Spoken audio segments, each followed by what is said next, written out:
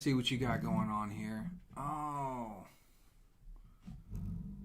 I'm seeing the green screen limits here.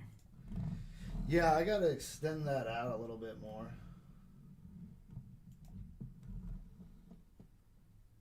But I was like, fuck it, I'm just gonna make this setup now, and then once I know a little bit more like what I need or what I need to get. Wow, this is interesting. So, yeah, I think that camera's mirrored, so it might move kind of the opposite direction. What's up, Jazz? we're live right now. Yeah, we're kicking it. Let's go. Let's go. What are we So doing? yeah, your artwork's gonna change in the background throughout. I think I got 50 different photos on there. 50. So Have I done that much? you've done that. I was going back to like 2012, dude. I was going all the way Yeah, I was back. say if you're on my Instagram, you were digging, dude. Because I've been slow. It on was there. all Facebooking. Facebook. There you go. Facebook's more up to date. All right, so we have the radiation top 5 or burning 5 questions. Okay. Now before we get to that, Yeah. I want to know a little bit more because you not mainly, but you do specialize in airbrushing. Yeah. But you do all kinds of different mediums, from regular paints to acrylics. Like that's just Digital. I do digital. yeah. stuff Like too. it's amazing that all that shit translates Yeah. in the different formats. But how did it come to airbrushing? Airbrushing. Oh man, that was, to be honest with you, dude. Like it all goes back to if I really had to like put like one little pinpoint that stood out. I have 2 moments. So one was, you seen the movie Blood In Blood Out? You feel me? Yeah. You seen it? Yeah, with Spider. Miklo. He's like caught in the middle. You know, Yeah. half white, half Mexican. Yeah, that's. He wasn't the artist in that movie, but like his cousin was. Okay. And so, I just like that movie. It's like it's a Mexican American movie. It's L.A. and obviously I don't know much about L.A. or California. I've literally never been there, but like that was my understanding of what it meant to be Mexican, at least over there. Yeah. And there's a scene where they're about to go do some hood shit, whatever it is. They're gonna get into something, and the cousin he's airbrushing a mural like on the hood of a car, like some old school, like in their dad's shop. Right. Yeah, so, and it was like an Aztec warrior. He's like holding the chick and like classic. Like I was like, I want that. I was like, that's tight, because that's what I was drawing too. Like I was drawing like everything I saw in Lowrider magazine, pretty much. Okay, so just like that kind of lowrider cholo kind of culture, Yeah, kind of thing. Yeah, like that grabbed Ben me right Davis with the top button kind of. Yeah, dude, you already know. Like, you already know that's what grabbed me anyway, dude. And that was kind of the thing too. And I would hear it. I'd hear it at school, like, man, y'all Mexicans be drawing and all of this, And it's just like, well, I guess, it's we got to be crafty. So, yeah, it just kind of came from there, man. That was one moment, and there was another time. That was just like my general awareness of what airbrush is. The first kickoff kind of. Yeah, thing. I'm like, okay, he's spraying something fine detail, because like what I've seen was always like something on a wall, graffiti. Yeah. Whatever it is, like street art, and that showed me like a little more fine tune. Like this is kind of small imagery, like on a vehicle, but right. There was one time in Chicago, we were at Northwest Plaza, me and my sister. There's just the two of us, I think, and I had a little bit of money. My grandma gave me some money. And I didn't really know what to do with it, to be honest. And I don't even know how much it was. Like, it might have been $30. Like, who knows? But right. I was just walking in Northwest Plaza, and there's this kiosk, and there's this guy airbrushing these T-shirts, and it was old English lettering, and he was doing people's last names. And the one he was doing, it was like a lot of Spanish last names, And I like my last name. I always thought that was dope. Oh yeah. Because I haven't seen too many of mine like in person. Yeah. You see like Velasquez. Garcia. You don't see a whole lot of Velasco. It's kind of like its own. Well, it's all the same root, but anyway, I was just thinking like, yeah, my last name would look cool like the way that guy's writing it, and he was just airbrushing T-shirts in the mall pretty much. And he did some lettering, old English. It was black and blue, and I remember thinking like, I'll never be able to do that in my life. Like that's crazy. Just add a scope. Because I think I can draw. Well, it's lettering. I'm like I can draw. But to do lettering and make it look that good, I was like, that's crazy. Because I thought it was just, well, my handwriting's bad. I didn't realize he was actually just drawing the letters. Yeah. So those are two like standout moments. So, because I mean, it seems like you could go to Walmart and get a $10 thing of paints and some brushes and like a $5 canvas and start messing around. You can make it happen. But with airbrushing, like you need a whole machine. Yeah. Like, what was it like when you got your first machine? That was crazy. Is that my dad bought it for me? No, that's a huge moment. Like, yeah, it's a big investment. No, it really is. Like, and you don't make money off of it right away either. No, absolutely not. It's definitely like your return is like a lot longer down the line. Right. You know, but no, my dad got it for me on my 17th birthday. No, I begged him all year from when I turned 15 to 16. I was like, Dad, give me an airbrush, like, please, you know. Was there like a certain like model or type that you specifically wanted? Like, I didn't know, but he knew that I really wanted one really bad, and so he did the research. Oh, to find out what the good one is? Yeah, and he did right. It was Shouts good. out to Pops. No, Pops killed it. Yeah, I went straight to Iwata. Like, first, really? Iwata's like, you know, some people call it the Cadillac, like the Japanese Cadillac of airbrushes. Like, it's just so shelf. smooth, and yeah, you get what you pay for. Like, they're not cheap, but yeah, Pops got me an Iwata. It was like their like entry level Iwata, but yeah, he I remember, I think he even left the price tag on it. Just to let you know. So I knew, I was like, yeah, I better not fuck this up. Like, yeah, I better make some good use of this. And I think that was the premise, too. I think it was kind of like, hey, like, make something happen. Right. You know, like, I threw this money down. You know, because you got the airbrush, you got the compressor, the paints. I think it came with, like, a VHS. Really? Yeah, it was 2005, but it was like, there's still a VHS for whatever reason. But, yeah, no, it was, he invested in me, man. He threw that initial money down, and like, you know, I kind of made like a mission, like, all right, well, I'm gonna get this back, you know. And so you start working, you start slowly crafting it, yeah, and then at some point in time, me and your life intersect at McAllister's Deli. That was like 4 years later, maybe. That close. After I started airbrushing, yeah. So were you able to at least? So when you got the first machine, you were able to start creating stuff that you weren't really getting like discouraged at. Like, it might not be in line with how you wanted it, but you were seeing like, okay, I can work with this. I can manipulate this. I can make this happen. Yeah, eventually I had that moment. I mean, like, up front, dude, I was very discouraged. Really? For real. Like, I picked the very first day, I literally hooked it all up and watched the video, and I stood up to my little easel, and then it started going, and like I said, like, in my life, I think I can draw, bro. And then I pick up this airbrush, and I'm like, maybe this ain't for me. Straight up, like, I imagine Three Stooges where it's like whipping around, hitting you in the face. It was so bad. It might as well have, like, the painting would have looked like I did that. It would have looked like I was seasoned or something. Like, it didn't look like how I draw. Like, that, dude, it's very humbling. Like, that's the word. Like, airbrushing, like, if you're a painter and you're classically trained and you're a great artist, like, when you pick up an airbrush, it's very humbling, dude. You're at the will of the machine. Yeah, until you figure out the flow, because you're not touching the surface. You're hovering right in front of it. Like, that's what's kind of crazy about it. It's like a relationship. It's understanding the relationship between distance and how much paint is coming out. And it's just this thing. And there was a moment where it clicked, like, where I was like, oh, okay, like, I kind of get this. Like, and then I built from there. But, like, first 2-3 times, dude, I was ready to kind of hang it up and be like, damn, Pops, I tried. Dude, I can relate to you.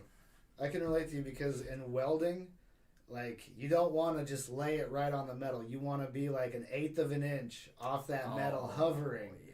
But you're wearing a dark hood so you can't see nothing. Yeah. And the first couple times it was like, I'm sticking rods and just shit. It's getting all hot. Sparks are flying everywhere. Yeah. I'm like, I don't think I can do this. But you get that feeling, that spatial awareness kind of thing. Yeah, you have to just dial it in, man. Like, you just got to figure it out. The only way to do it is to just do it, honestly. And so at this point in time, you're at McAllister's Deli, and I'm just torturing you. Yeah, I'm just hard time. You mean hard time? Who did I give an easy time to? I was such a monster then. I nicknamed people werewolf bitch and string bean. Damn. That girl had a seizure in our store. You used to call her Shakes? Yeah, you called that girl Shakes. Oh, dude. But you know what? the underlying theme was you called it how you saw it, dude.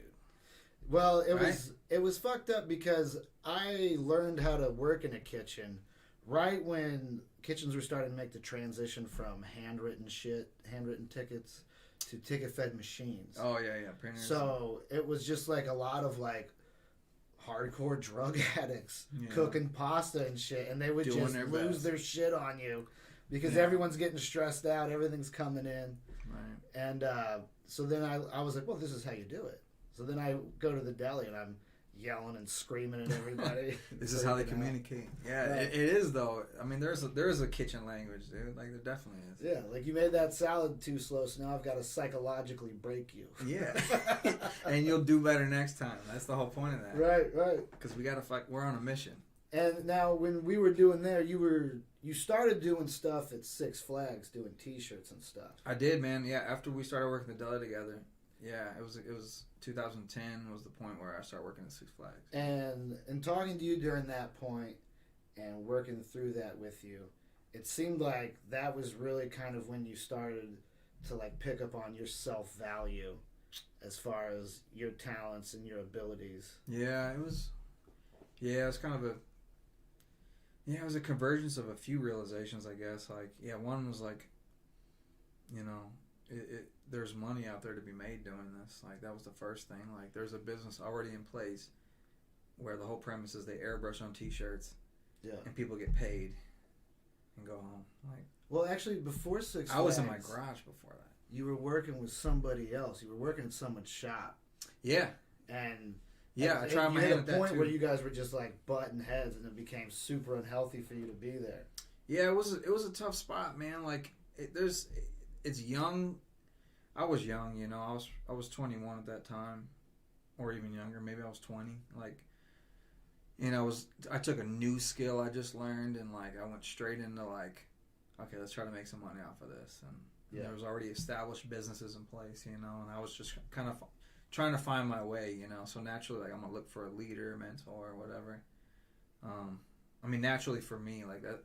For some people, it's not natural. Some people just want to just be their own being from the ground up, and I'm like, I just want to meet somebody that knows what they're talking about. Like, let's do it. Like, right. I'll learn some shit. I'm a student, dude. I think a lot of people look for that. I'm never not a student. Yeah, and I think there's an attraction to that too. Like on the other end, I think there's people that like want to teach, So I'm gonna gravitate like to that. But I was just exploring like anything that I could to where I can take this airbrush that I've been playing with in my garage and then make some money off of it. Right. And whether it's Six Flags or a shop in the mall or a flea market or whatever. Like, but dude, the apprentice and master relationship never ends well. Oh man. There's always like a horrible falling out. Yeah.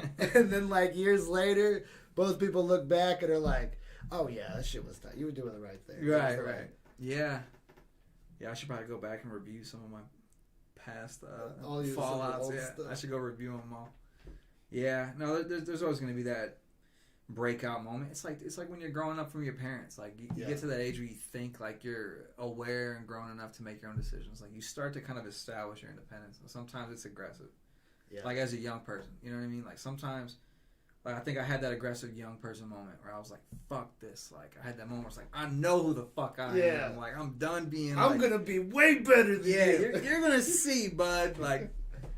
Yeah, I'll show them. And that's the thing. Like, I'll show you better than I can tell you. Right. So at least I'll say, fuck you, like, before I head out. Now, and working at the shop where it's all commission-based, right? People are coming in with their ideas. You're helping them realize it. Then you're essentially putting it down. Yeah. What was it like when you sold some artwork that you just made, like, just that you felt like you wanted to do? Like, nobody gave you any instructions. Oh, man. You just wanted to do one of your little Gorillas in the Mist or something. Mm-hmm. And then somebody picked it up. You know, Gorillas in the Mist. Yeah, that's like the ultimate, that becomes ultimate goal, really, at that point. Like, because I started, like, my art, my whole, like, even in high school, like, art and making money, like, in my life, was always, like, a project. There's always an objective, right? So somebody would say, going back to high school, like, they'd be like, hey, I got this project where I need you to draw like, or I need to draw like this perspective of this tunnel or whatever. And they would give it to me and be like, hey, can you do it? You know, I'll pay you $15, $20, whatever. And I'd be like, sure, you know, take it home and draw it. So I always had like, early on, it was like always paired together. Like, oh, okay, I can draw things and people want those things. It's not what I would pick. I'm not going to go home and draw tunnels. You know, like, I'm not in the, like, dude, that should be the t-shirt you should sell. I'm not drawing no fucking tunnels, dude. Like, we all know about the fruit, but have you had to draw a tunnel? Right. Tunnels are whack, but yeah, so I did that, and somebody paid me, and like, honestly, it just by the time I get to airbrushing years later, it's already fixed in my mind. Like, you tell me what you want and I'll make it happen. Right. So yeah, so when you do a lot of it, and all that feels good because it's useful. Customer loves it. They got what they wanted. I get money and I get to pay my bills and everything's cool and we carry on. But when you get a lot of that and you don't do it, like when I don't do anything for myself, like that's where I can really feel like the deficit. So feel like the burn of it all. Yeah, definitely, man. Like I've struggled with that for a long time because you need to feed yourself too, like creatively. You know, I'm feeding myself via this money now, and I'm grateful for everything I've earned off of airbrushing and like doing what somebody wanted, whether it's a portrait for their kid or, you know, the dog or just a cool shirt they wanted to wear to the club. Like, of all that, I love doing all that. But like, yeah, I guess the ultimate feeling, the ultimate goal is like, all right, I want to get to a space where I create exactly what I want, and then you want it too, and you paid me for it. Yeah, you know, like, that's like, you know, you and I had a conversation a long time ago, dude, about like, what does it mean to make it? You know. Yeah. What's your definition? What does that mean? Because we both knew at that time, like, that it was subjective. It was just, we were just kind of like talking about like, what is it to you? You know, and what it was to me was, I guess like maybe I saw it in those days, high contrast. I saw it as like the fine art world, where like I'm just in my studio just expressing myself. Like some Jim Carrey, Banksy ass motherfucker. Exactly. Like I'm on rafters just fucking flicking paint and up in the loft. There's the one guy he paints with his wiener, right. Picasso or whatever. He stamps his nuts on it. He's silly, but yeah, that's like the ultimate goal. I would think, like, coming from the background of, all right, I'm working, service. Like, let me just do a product. Do you think without like the struggle and the balance of, you know, doing tunnels versus, you know, what you want to do, like, do you think if you reached a point where you had your own warehouse with anything you wanted to do you think it, like, the inspiration would be lax? Like, would it come? Would I show up? Would you be motivated by something? Would I rise to the moment? Yeah. What would really call for that real, like, busting out? Yeah, I guess it would be, I guess I look at it like time, maybe. Maybe it's time. Maybe it's like, because when I'm working for somebody else, you know, whether it's a project, you know, or literally clocking in somewhere, like, I'm on someone else's time. So I think, like, if I looked at it from the concept of this time is mine, this day is mine, I think that'd probably be enough. Right. To be like, all right, I can get it cracking. Versus, like, if you put me in a situation where I work 8 hours for a job and then I come home and then you give me the warehouse time, the open space and the materials, I don't know. Yeah, I think it'd be easier to access if it was just open. Like, just open time, schedule. Yeah. Right. I think that's it, you know. And like on the tunnel designing of things, there's a difference between clocking in and meeting with clients. Right. You know what I'm saying? Like, when you clock in, you're just going to get that hourly or by project bonus, whatever happens. Yeah. But then when you do with clients, you know, the only cost is materials, which you work into the price that you charge the client. Of course. Yeah. Yeah, then it comes down to what can I charge for my efficiency? Yeah. You know what I mean? Because, like, I have an idea in my head of, like, what I think I'm worth maybe for that hour. Like, we can go off of, like, just working for a different company. What did I get paid in that kitchen, you know? Can I make at least that per hour painting something? That's hard to do, is to put the dollar amount on yourself. It's super tough. Yeah. Like, when I remember, like, in my 2 t-shirts designs that you did for me, We had Osama bin Gobbler. I don't remember the joke for that. No, I don't have any of those. I that was like I sold it, gave away everything, and then we had the cat stuff. Yeah, I like the cat one a lot. But it's like those T-shirts, you know, after the design, they were $5 each, and you sold them for $5? No, comics sell them for $20. Oh, okay. But you hit a point to where you're like, man, is this turkey with dynamite strapped to his chest worth a 300% price increase? Right. Like, you have to. That's hard waters to tread. It is. I mean, but also the market tells you that though. Like, you put shit out there, like they'll respond to it. They'll buy it or not, dude. Yeah, if you put something out and nobody's buying nothing, clearly like something's off. Whether it's like the product itself isn't as good, or the price is too high, or whatever the trade-off is. Like, right. I try to be more perceptive of stuff like that nowadays. Like, what do people think? You know, when I put it out there, but. Well, I'm sure you've seen somebody else's work and then seen how much it's sold for. Definitely, I'll study the shit out of it. What the fuck? Yep, exactly. Yeah, no, I don't read too far. Like every so often you see an article where it's like, oh, this fucking, you know, balloon animal sold for $300,000. You're like, all right, asshole, like. You figured something out, but I didn't, so I'm not gonna knock it. I'm gonna break it down and study it first. Like as someone who's not in the art world, like other than like Jim Carrey, and Banksy, like I literally don't know any like modern contemporary artists. Names. Oh, okay. Like there's that guy that does those weird stick figure guys that look all rounded. That are like rounded stick figure. Yeah, like who? Keith Haring. I think from the 80s. That's the guy. Like he was on Nickelodeon too. It was like a lot of like Crack is Whack and like 80s. Yeah. But they were like little like almost like inflatable tube people. Yeah. Jumping in and out of each other. Iconic. Yeah. Iconic is what you call it. But I had no idea what that dude's name was. I just seen those little figures. Yeah, that's Keith Haring. Yeah, he's dope, man. R.I.P. Monumental character. Yeah, I mean, so what is the face of modern art then if it's not like a painter itself? I mean, you know, like what would that be like? Art gets interpreted in so many different ways now, especially digital art. Because, like, one thing I wanted to talk to you tonight after this is trying to get some logos together. One for the podcast, one for my gaming stream. Oh, okay, yeah. But, like, having no clue what the fuck I want or even the parameters of what to make. Yeah. But then like adding like little frame borders around the stream, like it's very like subtle things that when you look at you don't notice it so much because you're looking at the whole package. Right. But without that little thing, without that intent. Yeah, that accent. It Yeah, well that's my job is to help steer you into what you want. Right.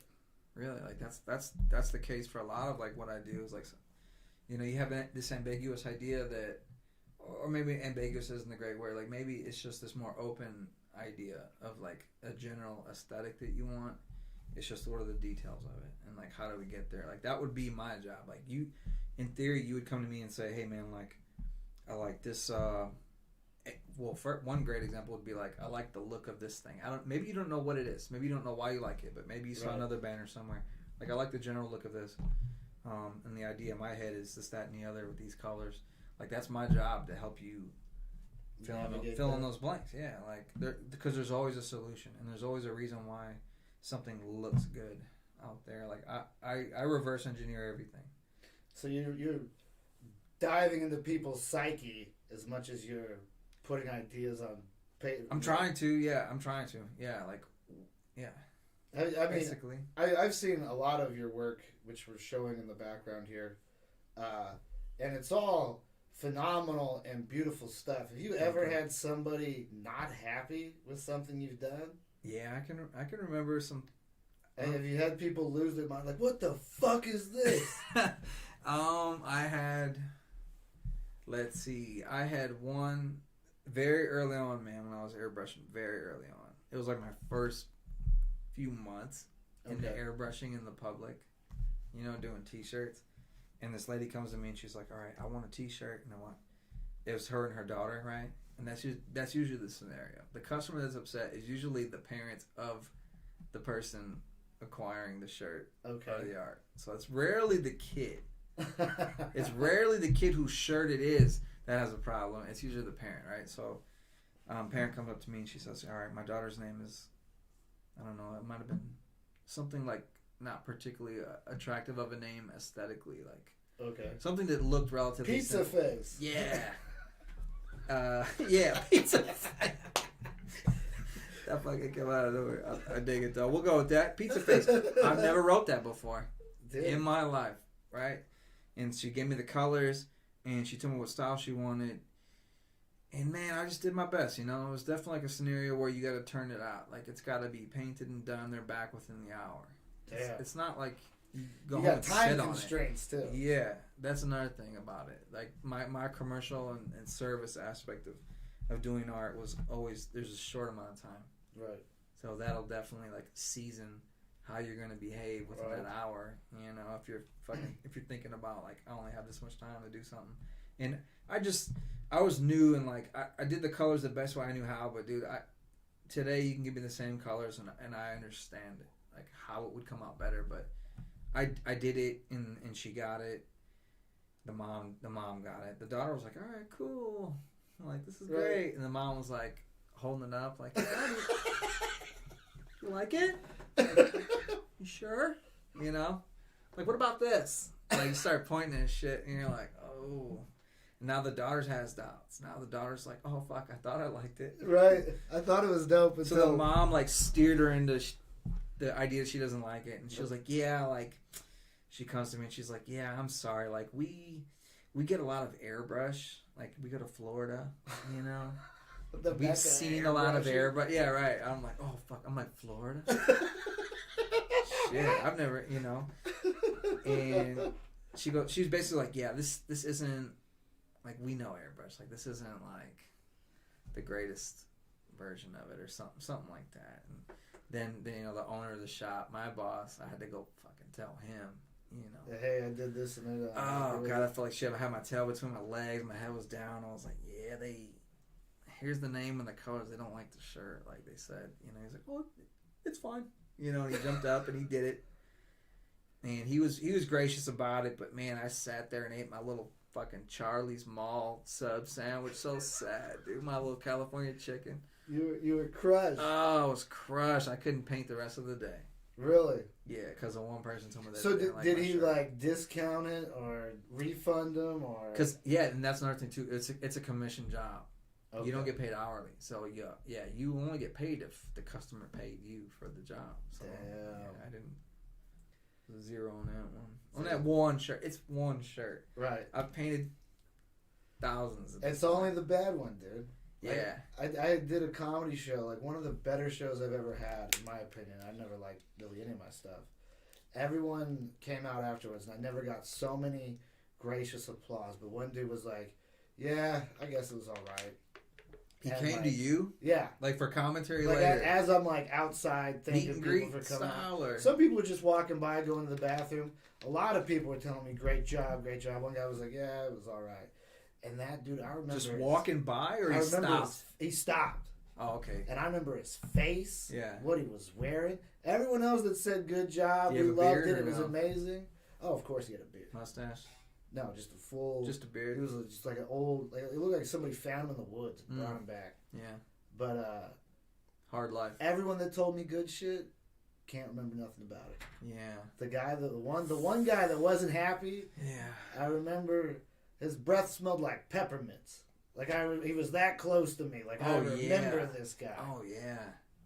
So I think we just have a habit of anything that's negative that sticks out in your mind. Like it just stays with you. Where conversely, I think if something positive stays with you and that's all you focus on, I think you end up real cocky, kind of arrogant. Oh yeah, you're full of shit. Yeah. Yeah. You just think everything you do is the greatest. No. Yeah.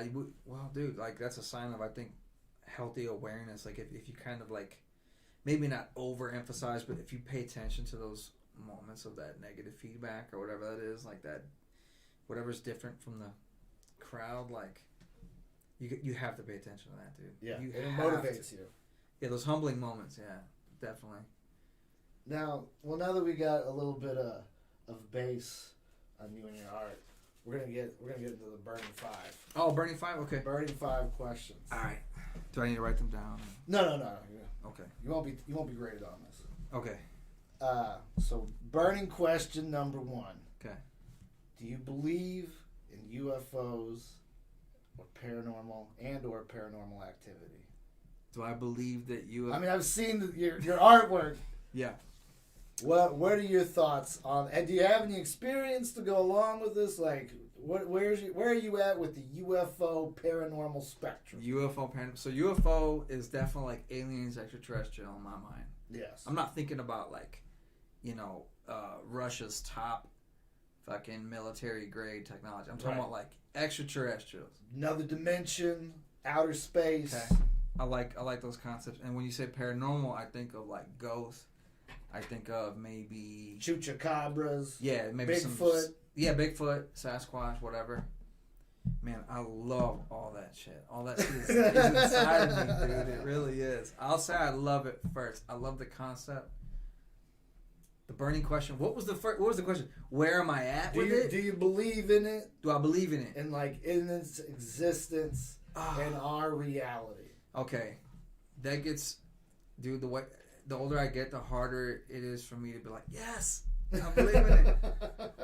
I promise. Maybe I'm being corrupted by the world. Maybe I'm like conforming to society. But, dude, I've always felt like there's something off. Like, I've always felt like there's like a layer that of our awareness or like our senses that we don't have the equipment to fully realize sometimes. Like, I look at it like maybe like a radio. Like, it takes a certain machine and technology to receive the signal of these various stations, and only when you tune into the different frequencies is when you get the different signals.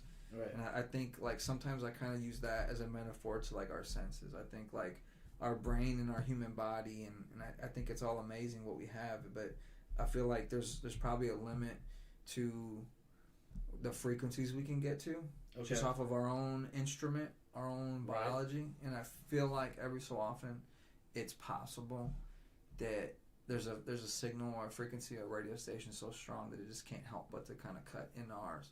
Right. Every once in a while. Kind of like back in the days when they had cordless phones and you'd be talking on it and you start picking up someone else's conversation. The weirdest shit ever. You're like in the middle of a drug deal now. Right. Or like you're talking to some truck driver. Hey, you're trying to talk back, but your signal doesn't go in. You're just getting it. Oh man, yeah, I think it's like that, and I think it's the same kind of sensation because you're like, oh fuck, like you're surprised. You're like, what's going on right now? No one will believe this. I swear he said so and so. He was gonna murder his wife. Yeah.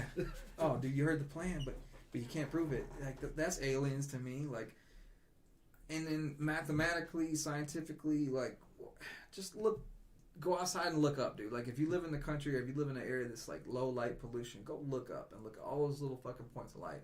And realize it never stops. Dude, it's all there. And that's only what you can see. And the light that you can see right now might not even be active right now in this moment. It might be light that burnt out, however far away it is, and however long it took to travel to get here to give you the signal to even see it. You know what I mean? Like, I look up there and I think that shit's infinite. Like, why wouldn't there be something beyond like what my, day-to-day life is? Right. Just because you haven't been able to touch it, see it, or taste or use any of your senses on it. Yeah. Doesn't mean I've never seen an alien. Not real. Right. I've never seen one. I don't know, man. We had some aliens working at the deli. Yeah. Yeah, we had some wobble-headed. Yeah, like Men in Black style, where like they have like a bad like human suit on. You're like, there's a fucking some straight freaks up at the deli. Yeah, we had some damn. Hey guys. Like, yeah. Yeah. All the high pitch. Yeah, we had a couple of wild extraterrestrial insects walking around, man. For sure. All right. Yeah, I'm with the aliens. I'm with the paranormal. Okay. I like it. I'm on board. There's got to be, and that's a hard stamp to put on everything. No ghost stories or nothing? Never been haunted by nothing? Oh, man, I got a couple of weird ghosts, like... Dude, where are you at with the ghosts? The ghosts, man, like, how much of it is real? How much of it is hallucination? That's where I go scientific in the brain. I've definitely seen things reflect... Like, I remember being a little kid and waking up. We had this couch, and there was a pull-out bed. Remember those, or have you seen them? Yeah. So I was just like, every so often, like, it would be like my turn. Like, we're gonna do the pull-out bed, and I'll just sleep in the living room, fall asleep to TV. Wake up the next day, the couch. I'm on the couch bed. It's laid out, and there's a window behind me. Just it's a sunny morning, and like I wake up and I look at the TV that's turned off, and I'm looking at my reflection in the TV, and then right above me, I see like kind of like a character, like kind of standing over me, and kind of like Slender Man. Yeah, like some Slender, exactly, like this vague, like kind of black, kind of creepy figure. Like he wasn't wearing Slender Man wears a suit, right? I think that's how they. Yeah, he dresses nice. I think yeah. Slender Man. Yeah, my guy didn't dress that nice. He might have just been the Chicago homeless. Some old sweater. Yeah, he might have been some dude like looking for work, like outside my window. But yeah, you got any work down there? I can fix stuff. That was the early '90s. But yeah, I would see like weird shit in reflections. I would have like weird like I would see shit like at the end of my bed, like typical like kid. Okay. Kind of like night terror stuff. Like I definitely felt a lot of that. Like I felt a lot of fear. Like I felt like a lot of like black figures and characters that I didn't really understand. Like, nothing like while you're wide awake. All like kind of on the border, like awake or asleep. Yeah, it's usually in that in between state. Yeah, that's okay. a good point to make. But there's another time when I was 17 where I was in my we just moved here. I just moved to St. Charles when I was 17. Okay. And I was with my boy Tommy, and we were like lifting weights. We were working out in the basement. We were down there in the basement of my parents' house, and my mom would always wear like these nightgowns, right? She'd like the typical like nightgown, like mature woman, grandma style. Like, right. She's got a gown on, and there's nothing revealing about it. But for some reason, my mom would always feel like, oh, like if there's company, right, like, like, oh my gosh. Freak out. It's like you're fully like you couldn't be any more covered. Sack. You're wearing a sack. What are you worried about? Maybe it's the frills of the print. Who knows? But I remember like we're down there working out in the basement, right? And the door opens up. Basement door opens up, and then I hear the footsteps all the way down, and I'm like, oh shit, Tommy, hold up, and like because I'm like my mom's about to come downstairs, and she doesn't know that he's here. So she's gonna like freak out when she comes down in her gown. Maybe she's coming to tell me to like be quiet or fucking. Right. She's going to bed. Who knows what she's coming to tell me? But she was coming down the stairs, and like I just started sprinting. Like, oh mom, like hold up, like Tommy's here, and like run around, hit the base of the stairs, and there's just nothing. It's just nobody. Damn. But a cool breeze, brother. Just like how they describe it, like the cool cold. air. Like I felt like somebody opened up. I was for sure it was my mom. I was for sure, bro. Like no way. Yeah, it was, and I purposely, and Tommy's like, oh yeah, here she comes, because he's ready to give her a hard time. He likes to fuck with her a little bit, right? He likes to give my mom a hard time. But she was not there. It was just I heard all the door swing, the footsteps. The door swung open and it closed even. Damn. And then the footsteps came down, and so that was my own broad daylight moment. I can think of, like, aside from just laying at night and being paranoid here. No other incidents though in the house. Yeah, I woke up one time to I had like an auditory hallucination, I guess, like in my dream or something. Like what? Someone specifically talking? It was like kill your sisters. Yeah, it was like it was dumb. It was like movie level shit, right? It was like movie talk, like movie ghost talk. It was like a male voice. He was like, 7 spirits are with you. And then I like wake up. What the fuck? And I'm like trying to count them. What? I'm thinking, who died in my life that I know that like would be like, how many people do I know that are with me? Damn. Right now? I'm thinking of loved ones. I'm thinking of just like, I don't know. I googled it even. It might have been some type of tea that they were selling, like 7 spirits tea. I forgot what I found. Yeah, 7 spirits are with you. Yeah, I don't know, and that's just me. I have very mild, like, just it could, all that shit could be coincidence. All that could just be whatever. So you don't look too deep into it. No, but I was definitely raised like in a way that, not by my immediate mom and dad, but like talking to my grandma and cousins and stuff. Like they were always very like open with like, oh yeah, like the spirits, my sisters and deceased like loved ones like come see them. They always thought like, my grandma would think like, my sister came and saw me today, but her sister was just like maybe this hummingbird that came and like that's not by her window. It's like my mom with her bird feeder. Anytime a bluebird comes, she's like, oh, that's grandma. Grandma sent me a bluebird. Yeah, that's kind of that's like how I came up too. So I was always open to that. And my uncle, I remember like back in the day, my uncle showed me this video that It was from Mexico, and I wasn't supposed to tell anybody about it. Okay. You know, and it was like these mountains, and there's like these UFOs and all this shit. And he was like, "Don't tell your buddies, you know, like it's cool." And I was like, "Fuck, like I won't." Trying to keep it under wraps. Yeah, dude. Like we're in this. We're deep, you know. We have evidence. I got a VHS tape from Mexico, bro. Like that's real. So I was always kind of like open to those ideas growing up. Okay. UFOs and aliens, but as I get older, I think I lose kind of like the magic of it, maybe, kind of sadly. But I love the imagery of it. I love like the idea of like space. And, yeah, the grays, you know, it's like and this the triangles. Like, next level human those paintings. The triangle guy. Yeah, dude. Pyramids. Yeah, absolutely. All right. What's the worst injury you've ever seen someone receive that you were like there for, like you saw it happen? Worst injury I ever saw? Yeah, like you saw a guy get hit by a bus, someone break their arm. It's probably myself. What was the worst? I'm trying to think. Like I've never really seen anybody in person really get injured. Like me and my buddy were on a bike and got hit together. You know? Really?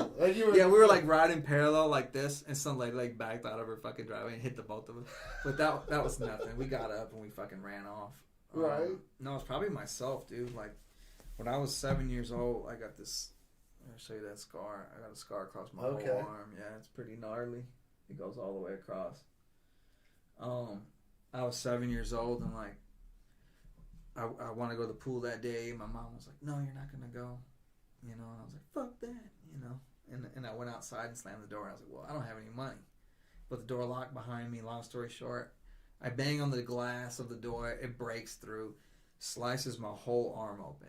Damn. Like immediately. At 7 years old. And like I remember, I'll never forget it, dude. I looked down and my entire arm is split open, and I can see everything inside of it and all the colors and the muscle and you can see that kind of like the bone behind it and the tendons and shit. And that's probably the worst I ever saw. Okay. I didn't feel it though, but it was on me. That's literally the worst, goriest thing I've ever seen. Probably was on my own arm. We have another question. What's the closest you've come to dying? And usually people associate that with surviving some kind of energy or injury. But what have you had like any like near misses? Yeah. Like where you look back and you're like, dude, if this one little thing had changed, I might be fucking dead right now. Yeah.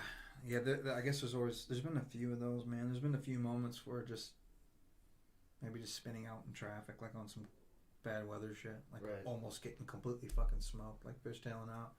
But again, it might be my arm, like it might be the fact that the doctor was like, you know, you were a quarter of an inch away from splitting your artery type of shit.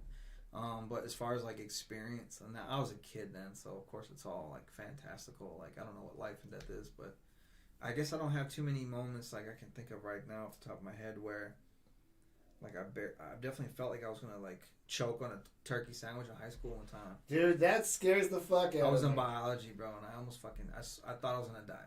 Really? Yeah, I was just on lunch and like I bullshitted too long and didn't eat my food.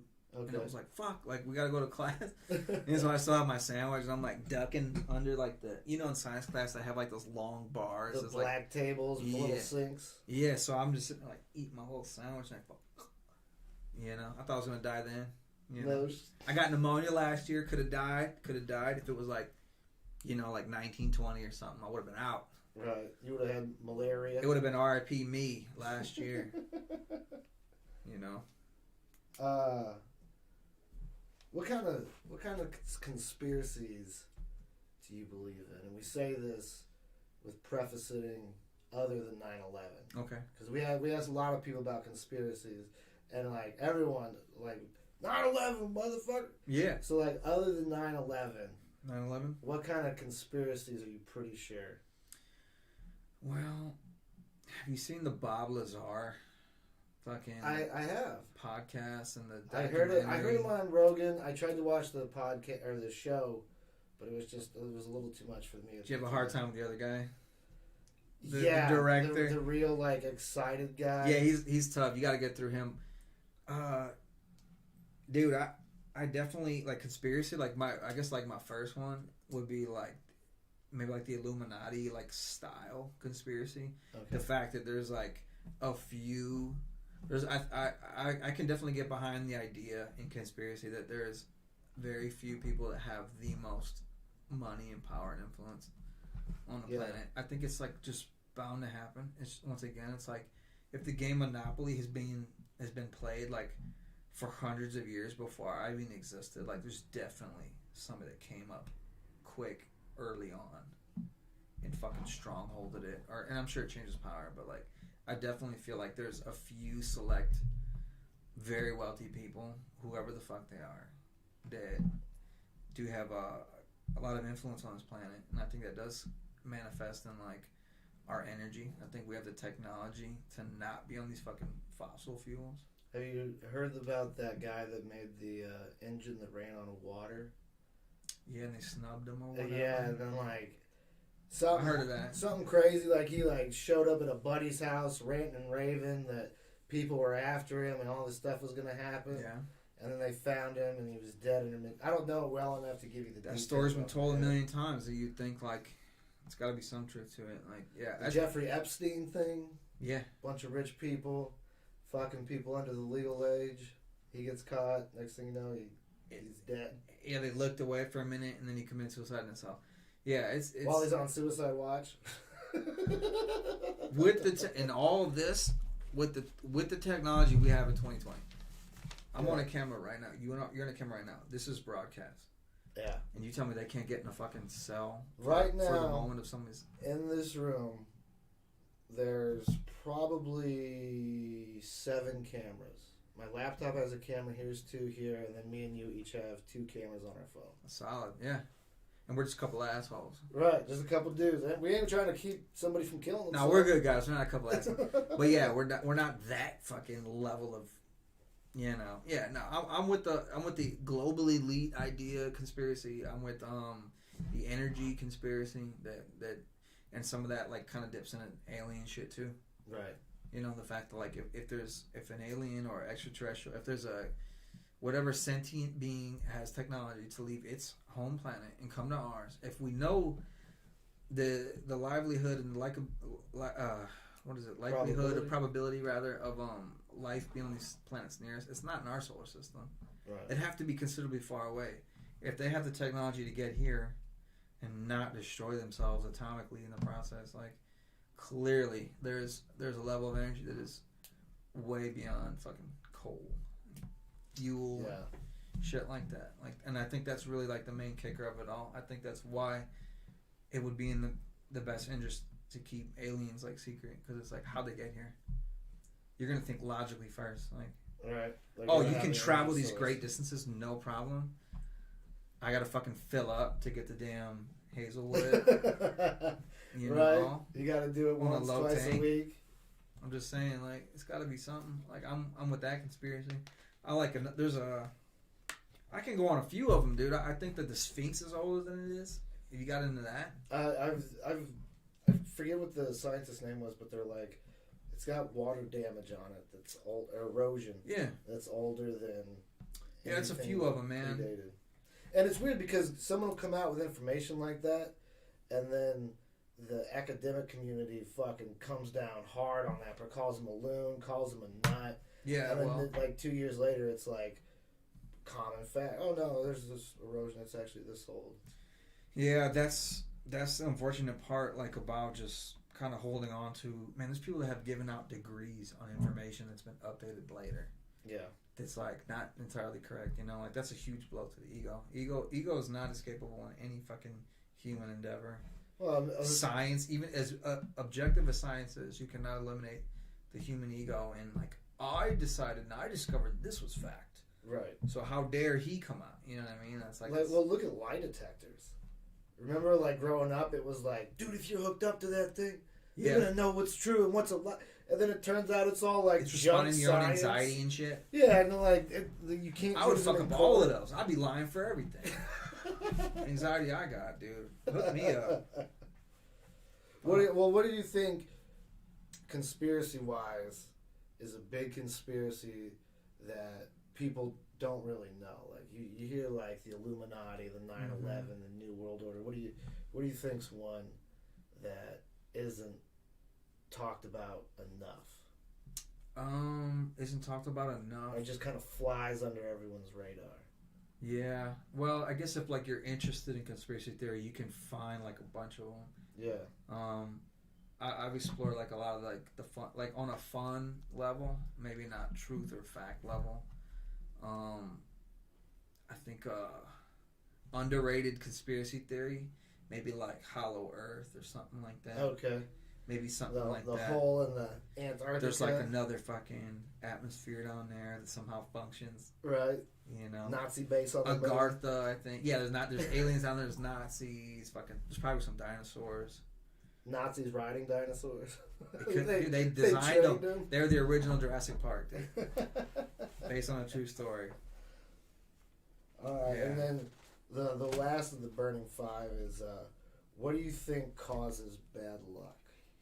Oh, that's funny, man. It's a funny question. I was thinking about karma today. Really? Yeah, right before I came over here. What causes bad luck? So bad luck's the idea that something negative is happening towards you consciously, almost like purposefully. Yeah, like a negative reaction that you consciously or subconsciously cause yourself. Yeah, bad luck. I think it's kind of like a self-fulfilling prophecy. I think that's what bad luck is. I think bad luck is. I think it's like a mind state that you pick up and decide like your day's gonna go negative. I think something negative definitely can happen randomly and has nothing to do with like how good of a person you are. But I think you can wake up and stub your toe, and then by just domino effect, you just have a terrible time in traffic. You get to work, so-and-so's an asshole. I think you can definitely have those own like petty bad lucks, but sometimes like when bad things happen, specifically to me, and like particularly big things, like whenever I feel like a particular loss or an emotional hit, I always ask myself without question every time, like, okay, what did I do to like create this moment for myself? To bring it upon yourself. Yeah. And I don't know if it's luck or karma or if it's like literally what series of events, what decisions did I make that influenced this potential negative moment that I'm now experiencing. What causes bad luck? I think you can definitely put out negative energy. Like, I try to be scientific and I try to be literal, but like, man, I can't help but think like there's just energy that you put out that's just bullshit, man. I think you can definitely put out enough shit out there to where what goes around comes around type of thing. Like, right. I think it is simple as that, dude. I think it is simple as like sometimes like the score gets evened out and it's not exactly when you think it's gonna be evened out. Right. I mean, like, I definitely see that because, like, if you do something as simple as buying a car, next thing you know, you see that same make and model of the car that you just bought everywhere. And it's because it's, like, it's in your head. And it may not be a big level. Or you manifest, like, all those other cars then. You're almost creating those cars, really, in your mind. Yeah, you're, like, paying attention to this subtle fact that normally wouldn't be there. Yeah, they weren't there if you didn't have the car. So you point your awareness to it, and I think bad luck speaks to good luck as well. I think it speaks to like intent and like, you hear about The Secret. You've heard of that, I'm sure. Yeah. And that gets kind of like I don't like the style like of the way the movie was, but and it has its own critiques. But like I definitely think like you can put out an intent that's then reinforced. I mean, I think like as a principle, it's something that people should be aware of and. Should hold some weight to, but the guy, when he was like, I put a picture up of a house, and then we're moving in, and I was like, I live in that house now. I'm like, get the fuck out. He wakes up, he's like, oh shit, is this the house? Is this the house that has been on my wall that I've stared at for 8 years? That guy, Yeah, I don't know. Yeah, I think there's a realness to it, man. I think there's just vibes or waves. I think we put out something. We emit some signal that like kind of like a pheromone, if nothing else. Like. If nothing else, if we can go complete scientific, you're putting out a fucking scent that is then causing someone to pick up on your anger or whatever it is. Like, let's say anger releases. Oh, like on Planet Earth. Remember After Earth, the Will Smith movie? Okay. Him and his son. Have you seen that one? Oh, god damn, I did. They're like on some remote planet or something. Will Smith gets injured, and he has to he has to send in Jaden to go fucking kills food or whatever. Yeah, and there's like this beast that like is blind, but it picks up on it smells fear. Okay. So to be immune, to be blind to it, for it to not see you, to detect you, you have to be a bad motherfucker. Like you can't be scared of it. Right. So maybe it's something like that. Maybe humans pick up on each other's bullshit on a molecular level, and then we. I mean, there's got to be because all of our nerve endings are like impulse electrical based. Yeah, we're all out here just feeling, experiencing shit, and reacting to it. Like, why do we do anything? Like whenever your heart stops, they take electric paddles and shock your ass. They put electricity in you. Yeah, to get you fucking up and going again. Right. So that's an energy source. Yeah, that's something, man. I mean, just regular light bulbs create heat and static. And, yeah, of course. Yeah. So, do you have any painting events coming up? I know you and Tommy do a lot of like music and painting things. Are you still kind of on holiday mode? Yeah, holiday mode is it's on its tail end, man. I definitely there's work to be done in 2020, man. I know that one show I'm doing for sure is on March 7th. It's the Wall Ball 2020. Okay. It's a fundraiser by Art Scope, and it's a fundraiser. It's a really nice event, man. It's me and usually around 30-ish other artists. We paint live and we finish our paintings that evening. We all have our own individual spots and podiums where there's a silent auction. So, people can come in, they buy tickets to come in, and they get a wristband, they can get wine and different drinks, and they come around and just have a good time. They just check out the artwork, they bid on pieces they like. And there's just a sheet right there. It's just, like I said, it's a silent auction. And so by the end of the night, hopefully your sheet has enough names on it to where you raise some good money for the organization. Nice. So that's what I'm doing. I love doing it. It's fun. It feels good to just be part of that. Almost, I guess it's how I feel good about contributing. As a fundraiser, I don't do a whole lot of, I guess, free work. I do a lot of just commission work. I work all year long, but to do something like, for an organization that helps kids and get their art supplies and paint and kind of steer them creatively, like, it's one of my favorite events to do, and you dress up, you eat hors d'oeuvres. Do you do any kind of gallery stuff? Do we even have, like, galleries like that? Very, very rare for me. Like, I do a few shows every couple of years. When it comes to galleries, I've taken a few years off of that. Okay. It's something that is it just kind of monotonous? No, I enjoy it. I guess I just kind of get caught up in the commission side of things. Like I get caught up in like so many things that I have to do. I don't create the room for what I want to do, which will be the gallery. So for me, the gallery scene probably represents like that thing that I feed myself every so often, but probably not often enough. Okay. So that's like the original art, the things that come from me that I want to put out.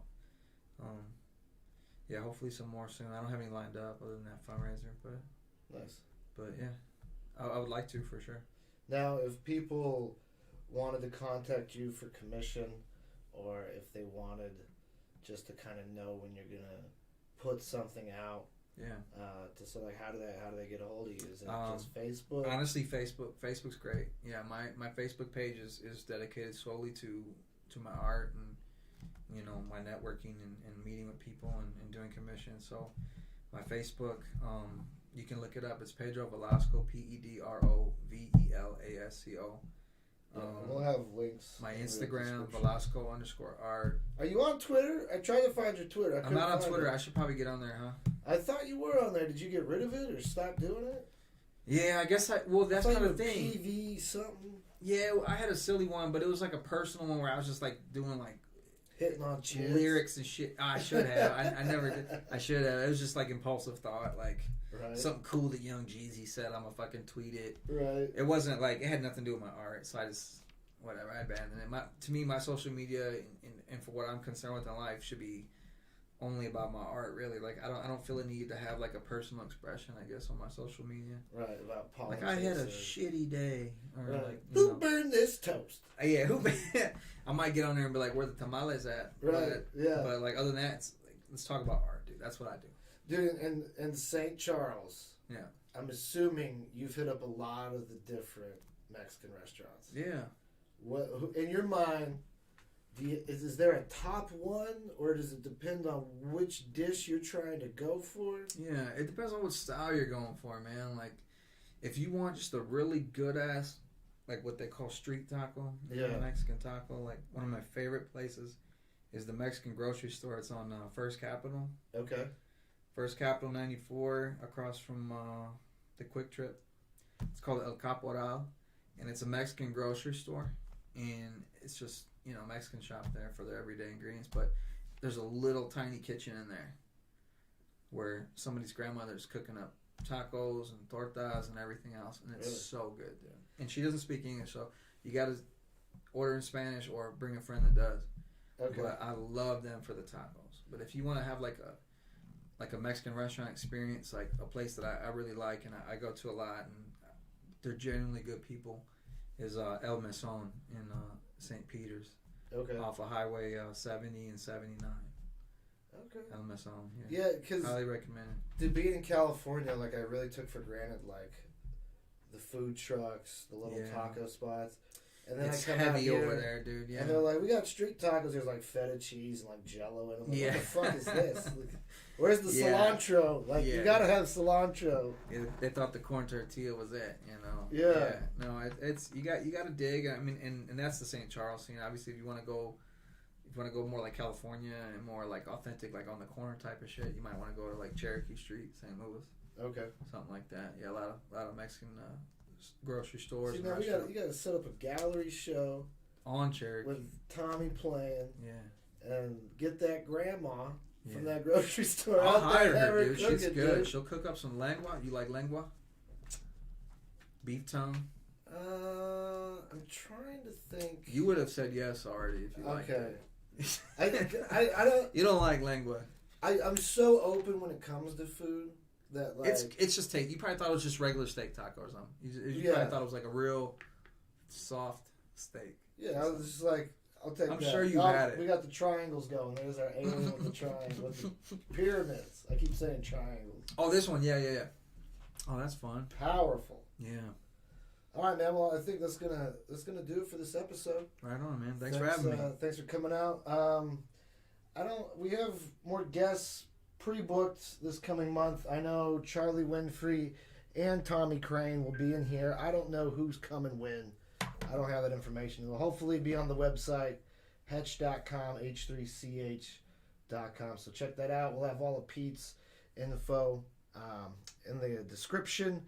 If you're listening on the audio, they will be in the show notes, and then otherwise they'll be on the YouTube description. So, all right, bud. Thanks for coming. All right, thanks, man.